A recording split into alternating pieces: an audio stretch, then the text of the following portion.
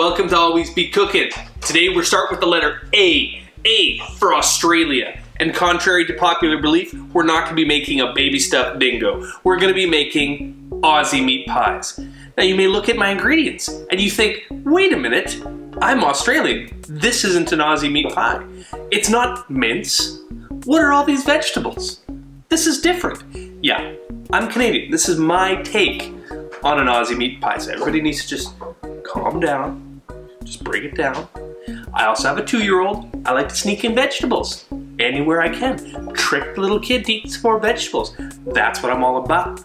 So what ingredients do I have? I got about 1.5 kilos of beef. Just whatever beef, right? It's gonna be slow cooked. It doesn't matter. Just beef.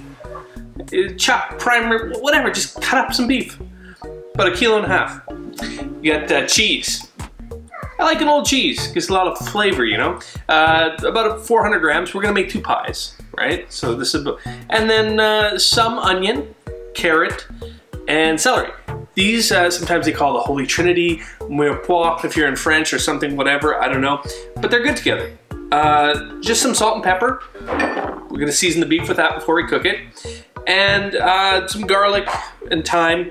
Now you can use rosemary. You can use whatever spice you like. I like thyme. Feel free to use something different. You don't have to sue me. And just some beef stock. And that's what we got. If you want it real good, make it homemade, day before, something like that. But you can cheat. Nobody said, you know what? You can even use a beer instead of this. Whatever you want, right? Life's your burrito. Roll with it. So what we're gonna wanna do is generously season the meat with salt and pepper. Now, the biggest mistake people make when they start browning the meat is they just dump it all into the pan. When that happens, when you crowd your meat, it starts steaming and it just turns like to this kind of like gray mush. We want to give it room. Put it in there so we can get the Maillard reactions. That's going to turn it nice and brown, nice and crispy. We're going to see these nice brown bits. That's what we want. That's where it's going to give the flavor. So take your time, do it over. Now we're not cooking it, we're just searing it. We're just giving it some flavor. Later on it's going to slow cook. So even if it's raw in the middle, it doesn't matter. Next, do not wash out your pan. You're going to want to use the same pan the whole time. It's got all this fond on the bottom, which is really where all the flavor is from cooking. Now as soon as you put your onions in and you start cooking it around, you're going to see the onions start absorbing those flavors. Later on we'll deglaze, but right now just cook your onions in there. If you need a drop more oil, put it in. Put your celery, your carrots in. Just cook it down for 10-15 minutes. You'll see the level kind of go down as the water cooks out of it. Add your garlic. Maybe 30 seconds to the end. You don't want to burn it, it'll give a sour taste. Then at the end, use your beef stock. Now you could also use beer or anything. What you want to do is add some liquid to deglaze the bottom. Just stir it around after. You're going to get all those flavors out of the bottom of the pan that are kind of stuck on. And this is going to add some moisture to your meal. After that, you can just throw in some thyme or whatever herbs or spices you like. You can do whatever you want. Then stir it all in. Add a little bit of white wine if you would like. You don't have to. Add some flour. Now, just a little bit of flour. This will help thicken it up. Now, after you slow cook it, you can always add in a little bit more if it's not quite thick enough for you. Then just stir your meat in. Now, at first, it's going to look like it's kind of like this kind of vegetable stew, but after we cook it, it's going to get really dark brown and savory. It's going to be delicious. Now, if your oven was made in America, put it at 380 degrees Fahrenheit. But if you're from the rest of the world, 200 degrees Celsius. Just throw it in the oven there, let it cook for around 2.5 hours. Then get busy making your pie dough when you're near the end. I cheated, I just used puff pastry. Sometimes you can even buy it in a pre-made sheet, whatever is easiest for you. Now, traditionally, Aussie pies are single-serving little things that you can take on the go, but I'm Canadian, I'm lazy, so I just made it out of a cast iron pan. It's a little bit more manly. There you go. I don't like using pie plates. Cast iron pans are fun. there's no difference. You can put it in a pie plate if you want. Just put some butter, some flour down, then take your puff pastry that you rolled out, put it inside.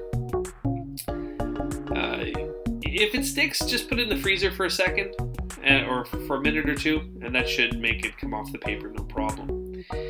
Then you just put it in the pie plate or the cast iron pan or skillet, whatever you want to call it. Just make sure there's no air bubbles. That's what I'm doing right here. I'm just removing all the air bubbles so that it doesn't burn or cook weird or break or anything like that. So just take your time and just drape it over the sides. It doesn't have to look pretty. We want a rustic look for this because it's a Canadian Australian pie. Come on. So notice how the colors have all changed there. It's dark. It's savory at this point. It's beautiful.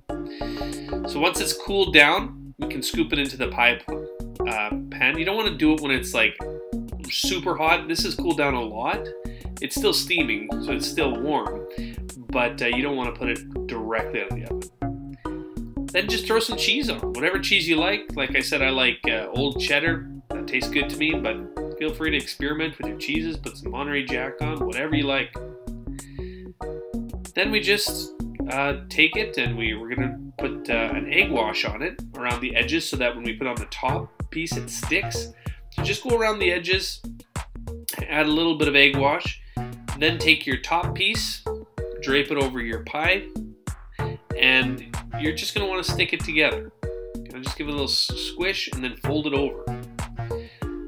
Now, you can see here this isn't exactly, looking like it's come off a factory assembly line, which is kind of the fun of doing a handmade pie. Just fold it over into itself. It'll seal up nicely. And this is something that's handmade. It's not from the grocery store. Don't forget to do a couple slits in it so it doesn't explode while you're cooking it. Throw it in the oven until it turns golden brown.